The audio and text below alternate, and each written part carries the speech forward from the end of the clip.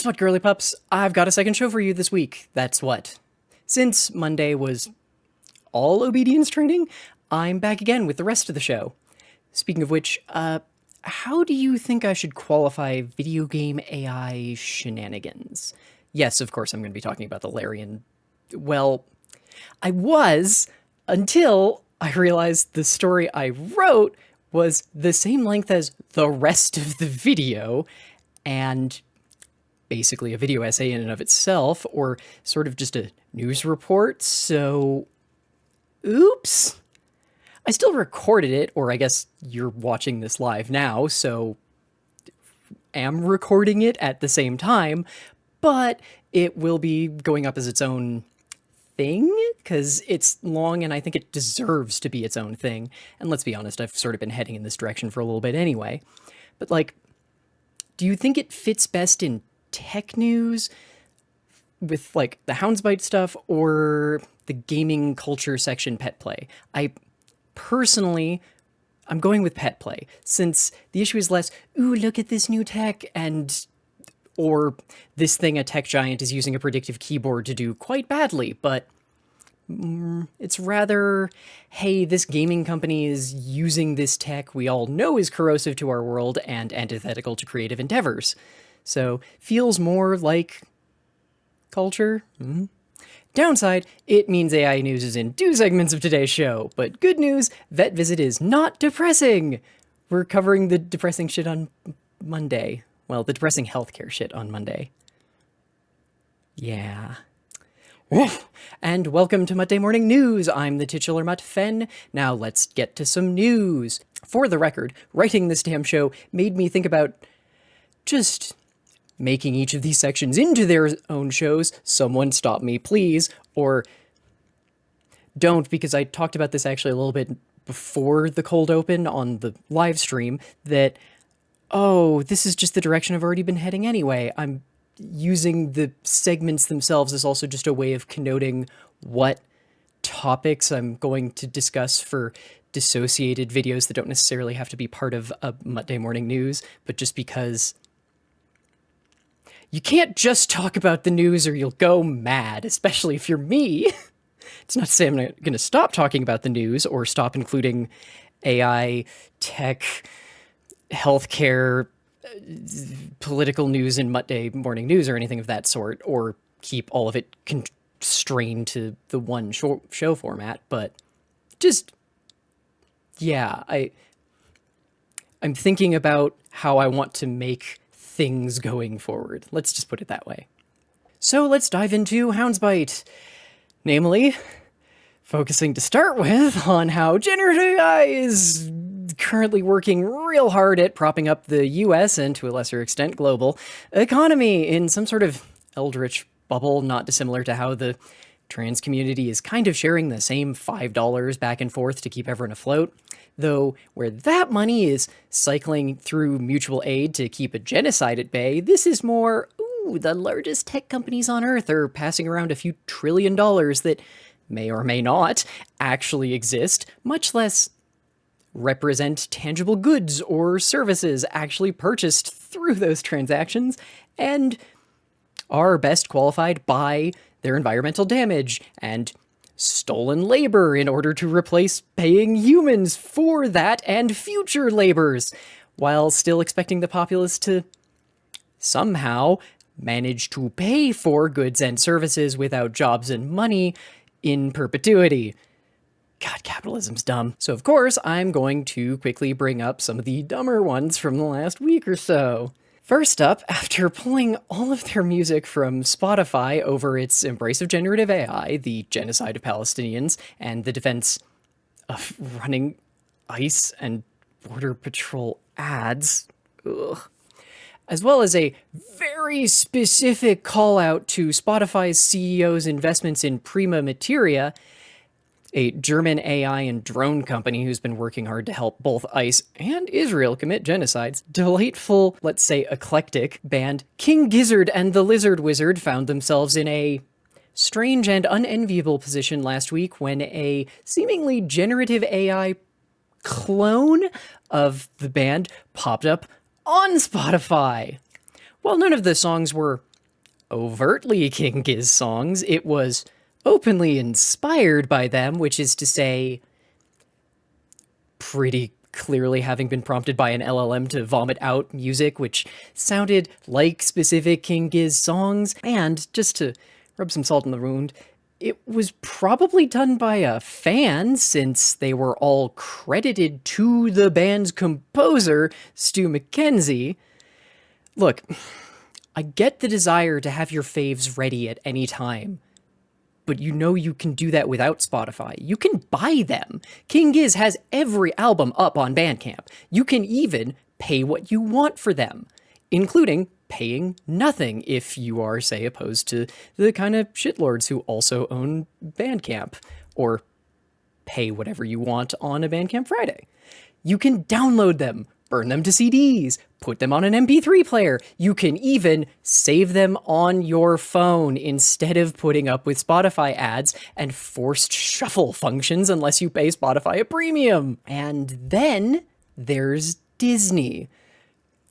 Of course, Gen AI can also be used in just the dumbest ways possible. I feel like we sort of forgot about the Disney thing between the Larian thing and the slap fight between Netflix and Paramount trying to buy Warner Brothers Discovery. But yeah, remember, Disney partnered with ChatGPT last week.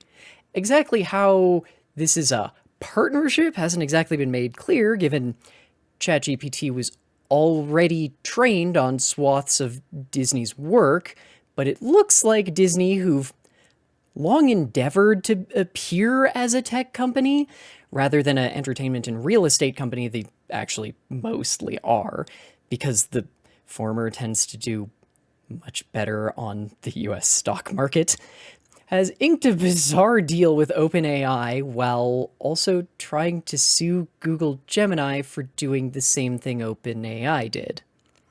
Whatever. Long and short of it, OpenAI stole mountains of Disney's copyrighted material. No, we're not discussing the amorality of the existing copyright laws or efforts to make them more draconian. Yes, those would all merely benefit corporate copyright holders, not individual creators. I'm merely bringing it up to highlight the hypocrisy. For that whole deal, Disney has given OpenAI $1 billion as an equity investment. That's not I need to stress, they specifically said given them $1 billion as an equity investment, not paid for a service or anything of that sort. It's very unique and concerning phrasing.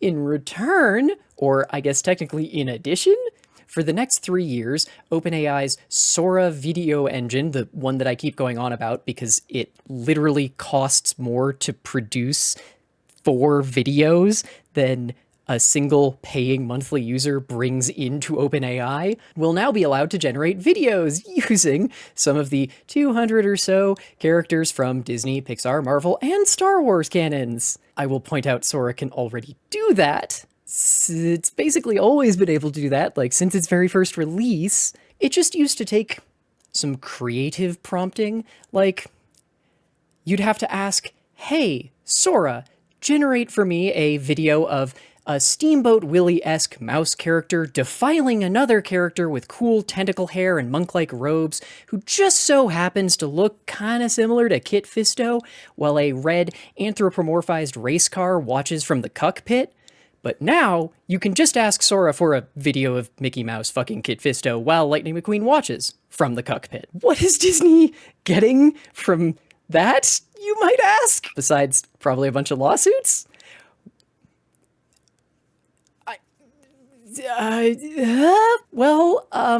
For one, the perceived legitimacy of being in on a tech innovation, false as it may be, but they're also using ChatGPT licensing pushed on all of their employees. Well, sort of. They're being forced to use a ChatGPT inside a wrapper called Disney GPT. Like I said, it's basically a wrapper for the existing chatbot, so instead of spitting out lowest common denominator corpo speak, approved by Sam Altman, a man alleged to have raped and molested his much younger sister since he was 12 until well past his 18th birthday, making it not just rape of a minor by a minor, but pedophilia in addition. Disney GPT will speak like a sanitized corporate-approved version of Walt Disney with a dash of corporate-approved Mickey thrown in for spice. The real kicker, well, multi-kicker, is that allegedly fan-inspired Sora shorts will also now appear on the Disney Plus streaming service. I'm sure that's gonna go great. And the Walt Disney Corporation will also be developing and foisting, once again, upon their unwilling employees, a so-called agenic AI tool called Jarvis. Yes, like the Iron Man AI. I haven't talked a ton about agenic AIs on this show before, so let me try and give you a quick Cole's notes on what these monsters are. Agenics are another way these AI companies are trying to convince us we can't do things we used to be able to do by supposedly acting as an agent. They claim to make life easier for users. Instead of going to a website and ordering a thing, you can ask an agenic AI to go to the website and buy a thing with the credit card and shipping information it has on file for you. And you just have to hope it goes to the right website, buys the correct product, puts in the right information in the correct fields, all of which it's generally quite bad at doing. Of course, since most of them have trouble navigating around websites, including Amazon, much less purchasing the thing you actually asked for instead of a scam product that happens to have the right keywords, they kind of suck. And that's the use case where they only ruin something for a single person. Want to see the problem at well, scale more akin to what Jarvis will be doing? You know, spread across the entire Walt Disney Corporation? Well, look at Windows 11, whose code was, at least as of a few months ago, so likely more now, at least 30% written by so-called agenic AI systems, and keeps breaking in new and horrifying ways, like that thing where it just can't interpret SSDs for like a month. And don't worry, I won't even bring up the military AI Pete Hegseth rolled out. Oh wait, yes I will, I just did! Not only did his failed rollout first direct users to use a non-functioning site many service members first interpreted as spam, now it is working and appears to just be another chatbot within a wrapper, which has been trained on enough of the US's theoretical military ethics that when asked about the murders Hegseth has ordered in the Caribbean, it outright called them war crimes and illegal orders soldiers should not have fulfilled. You're so close, GenAI.mil, but one needs to be at war for extrajudicial murder to be a war crime. Those were crimes against humanity. But I do kind of understand why the US military's chatbot wouldn't be trained on the concepts of crimes against humanity, as it would flag basically every act that most US soldiers commit as that if it was being honest, so prediction markets are going to kill us all, and wow, do I wish I was kidding. If you don't know what I'm talking about, companies like Polymarket and Klashi run these markets which are totally not gambling. They swear you cannot prove they're gambling. No, they're merely markets where like-minded individuals put up crypto to support their belief something will happen a certain way, and it will just happen to get them more crypto back if their guess was correct. They're the original crypto dream, the ability to turn all of reality into a stock market to totally not gamble on.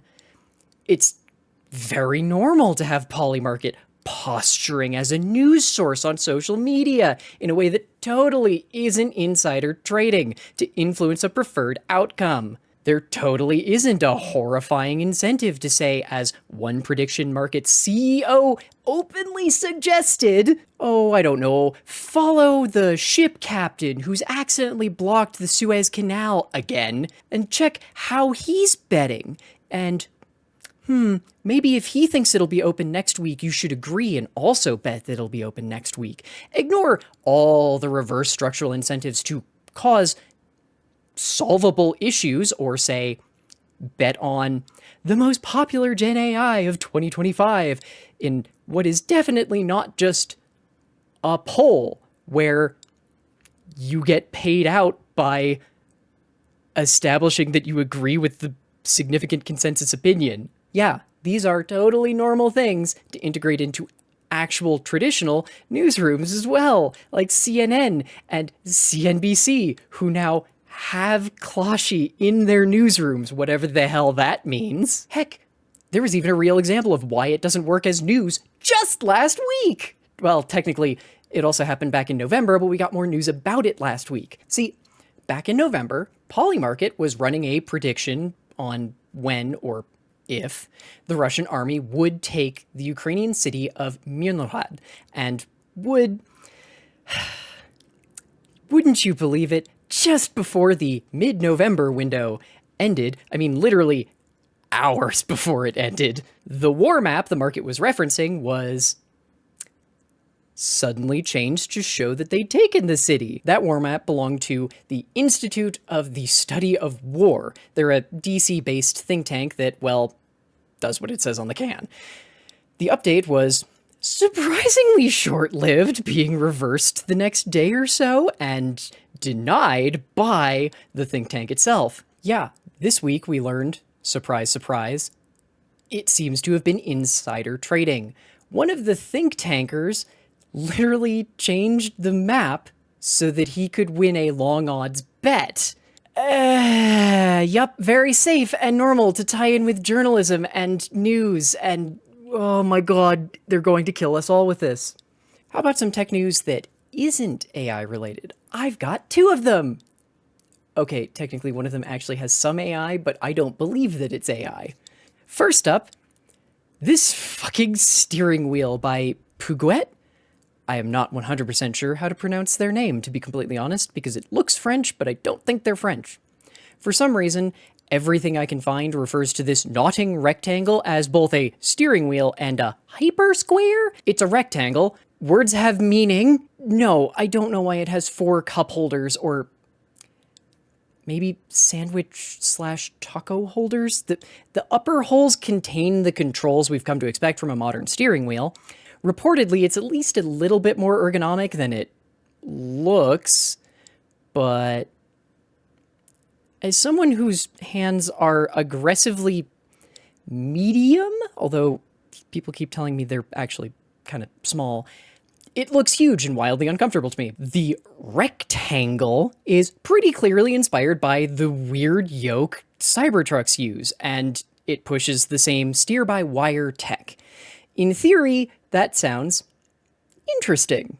Steer-by-wire removes the need for a manually controlled steering column in a car, instead relying on digital controls. But you know what I don't want? When there's a fallible computer liable to be bricked by an update or run into a cascade failure while I'm driving?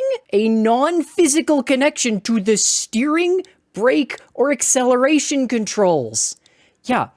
A power outage in, say, my 20-teens Subaru would suck. It might kill the power steering, meaning to turn the wheel, I'd have to use my own muscles, which at a standstill would still be unpleasant, maybe even impossible, though I do have decently strong arms for my size. But when moving, it's much easier to control. We used to just not even have power steering. You can just do that. I once managed to avoid a crash during a catastrophic electrical failure in my very first car, a 1991 Honda Civic, because I was able to still use the brakes and steering wheel to get out of the way after the electrical issue. You simply can't do that with steering by wire, and I'm terrified by the fact that we're apparently pushing for it. Pasha? Really, y'all? It has posh in the name. Sorry, this one was really stupid and I just kind of had to mock it. Last week, The Verge published a weirdly glowing review, especially given that they only gave it a 6 out of 10, for Pasha, this $1,500 computer with a camera, robot arm, and which always required a Wi-Fi connection. Can't even use wired internet, needs Wi-Fi to use the magic of AI to cook for you, sort of. See, it can't just cook, it has a preset list of recipes. You still have to do all the prep work, set up the ingredients in specifically specially aligned and designated containers so the arm can grab them, but afterwards, you'll have a meal. Couple of key points I want to specifically address with this. 1. In addition to the $1,500 price tag, it obviously has a monthly subscription fee. 2. It claims to have technically just AI, but it's very clearly an agenic AI that is supposed to be following a specific set of scripts. As previously discussed, those rarely work as they say they do, and since according to the Verge article, this one does work, it's likely not an agenic AI, but a controller in a sweatshop in the global south being paid pennies to control the robot arm and follow the recipe instructions while looking through the camera, especially since the thing bricks and cannot even access locally saved or can't locally save recipes if you don't have Wi-Fi. 3rd, apparently it demands reviews for every recipe, and if you rate less than 4 stars, it locks up until you've written what the issue was on the tiny screen or the control app. 4, even if it works as claimed, it's a huge piece of kitchenware that can only make a fixed list of recipes, even if they're planning on expanding that list while you're paying for a subscription for it. And which again, can only be controlled from your phone. Kitchen tools should be controllable with your hands. I don't know how many times I need to say this. 5, it doesn't cost $1,500. It's on sale for $1,500. It costs $1,750. 6, the slow cooker has none of these issues, aside from maybe the countertop space issue. It was invented in the late 1800s and has been a staple of US kitchens since at least the 1940s. You can get a really cheap one for $25. Look, I get that we want to finish work and have a meal ready. But again, you can just use a slow cooker for that. You don't even have to get a fancy Instapot that, let's be honest here, most people stopped using. I had to tear into that one because it was so blisteringly stupid. And for some reason, the Verge article was weirdly, very positive despite the really low score they gave it. Anyway, let's change gears. For this week's vet visit, I'm only talking about one thing. Well, actually, I want to throw out one really quick, interesting thing, which was CNN last night actually ran a story questioning Trump's health, which isn't weird if you've been paying attention to him. He's very clearly not doing great. He's been covering his right hand with a very large bandage to cover what seemed to be a massive bruise the last time we saw it a couple months ago, and which seems to be getting bigger, and which his press secretary tried to play off as merely a side effect of aspirin therapy, which is a very concerning sign for his heart, but okay. And how freely he shakes hands, which, look, if you're getting bruised that badly on the outside of your hand from getting handshakes, something's going wrong, but sure. Like I said, it's only really interesting because CNN ran a story about it, and despite the fact that Trump hates CNN, they have been wildly deferential to him for years.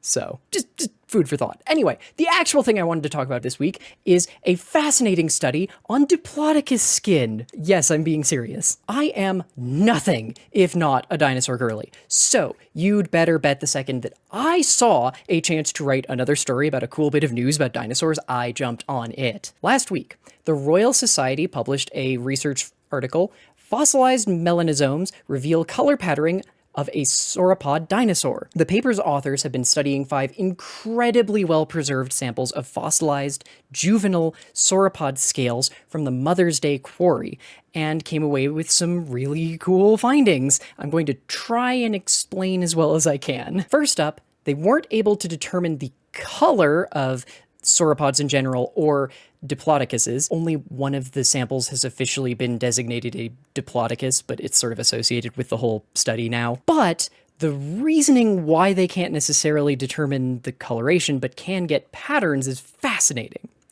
See, normally, reptiles use chromatophores to determine their pigment, the same stuff that enables cuttlefish and even some lizards to actively alter their coloration. But as us dinosaur girlies and paleontologists have always tried to explain, dinosaurs aren't actually lizards or reptiles. They're closer to birds, so they actually had both chromatophores and the pigment system used by birds and mammals, melanosomes, like melanin.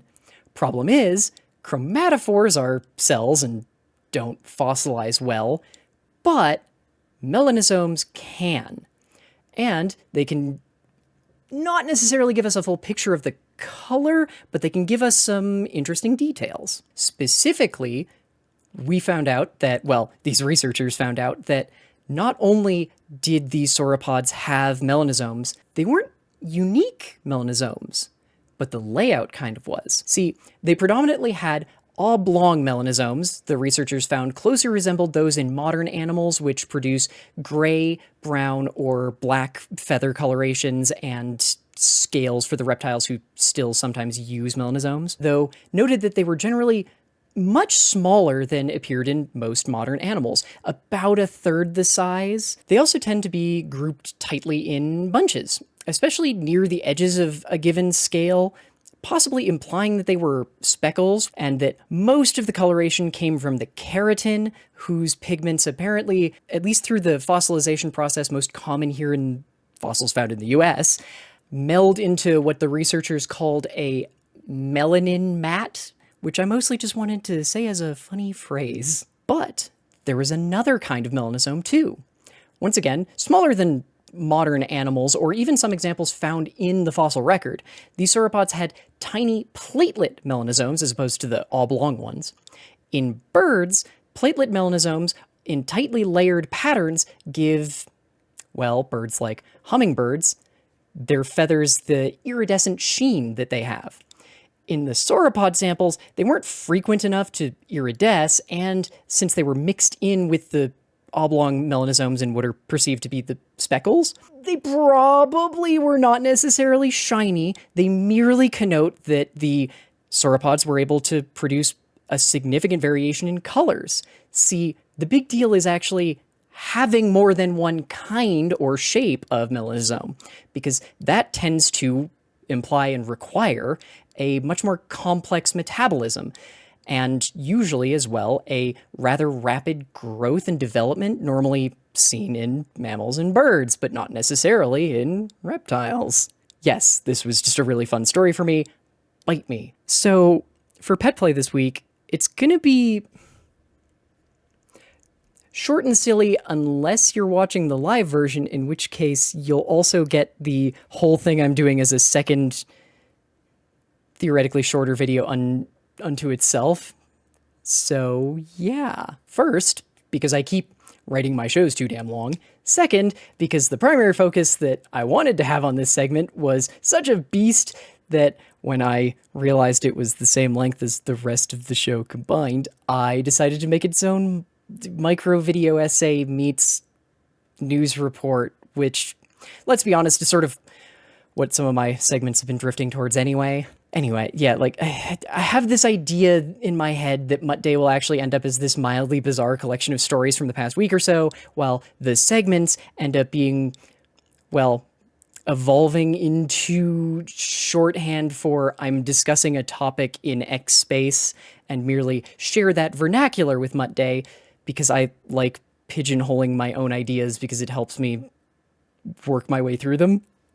I've been trying to put that concept into words for 2 weeks. So anyway, let's get into the actual pet play story. I'm so happy I get to tell you this. Olivia Newsy's book is selling almost as badly as John Fetterman's. After 1 week, the book that has been splashed and marketed everywhere for the last month has allegedly sold 1.2 thousand copies. For a sense of scale, The physical edition of Warhound, a hardcore transfem Mechsploitation novel previously available for free and as an ebook with no additional marketing besides what the author has been able to do herself, sold 1,000 copies in about 2 weeks. Per last report that I was able to find, it sold more than 2,000 copies, again, just the physical edition, and is well on its way to selling 3. The entire Magica Riot series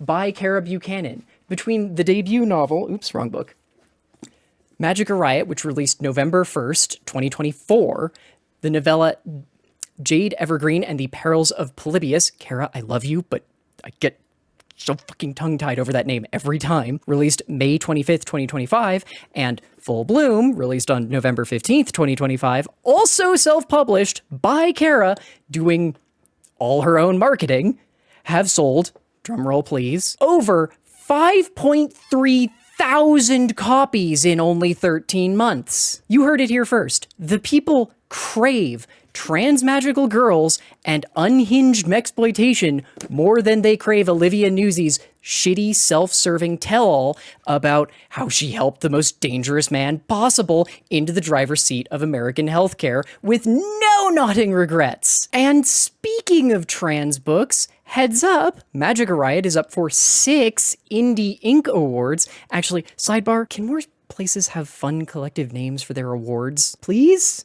Anyway, yeah, go support your faves over at the Indie Ink Awards, link in the description, especially Magica Riot. And the Transfeminine Review is also running their Reader's Choice Awards until the 26th, and the Best Transfeminine Fiction Award has been narrowed to its long list. Actually, there's a non-zero chance the short list will be out by the time you're seeing this, but hey, I can only say that I've read 2 of them, though I own like 4 more as ebooks and have a physical copy of one of them that I also need to get to at some point, so. The long list is Lessons in Magic and Disaster by Charlie Jane Anders, A Mask for the Sun by K.F. Atkinson, Magica Riot Full Bloom by Kara Buchanan, Disappoint Me by Nicola Dinna, Black Flame by Gretchen Felker Martin, Keeping the Peace by Tris Husband, A Hungry Light by Zin Nabel, Glitch Girl by Rain Oet, Stag Dance by Tori Peters, Woodworking by Emily St. James, ASL by Jeanne Thornton, A Rotten Girl by Gemma Topaz, Machines of Consent by Sophia Turner, and One of the Boys by Victoria Zeller. Yes, I used this story about Olivia Newsy's shit-ass book to shout out a bunch of trans authors. I'm also doing one more for fun. Last night, Autumn Wolf confirmed the sequel to her smash hit That Night I Got Dragged Off by a Werewolf, my personal winner for the Best Lesbian Roadhead of 2025, will be out before the start of 2026. So expect an unhinged review of That Night I Got Married to a Werewolf in the next 2 weeks or so, and let's be honest, the first book released on December 26th, I half expect Autumn to drop the second one on Christmas Eve without realizing what day it is. That woman works far too hard for her own good. So I didn't really record an outro for this because I forgot about the whole going straight into recording the other show that became its whole own thing. So yeah, thank you very much for watching. Please like, comment, subscribe, all those things that everyone has to always say, or else the YouTube algorithm just doesn't work. So yeah, have a great day. Bye.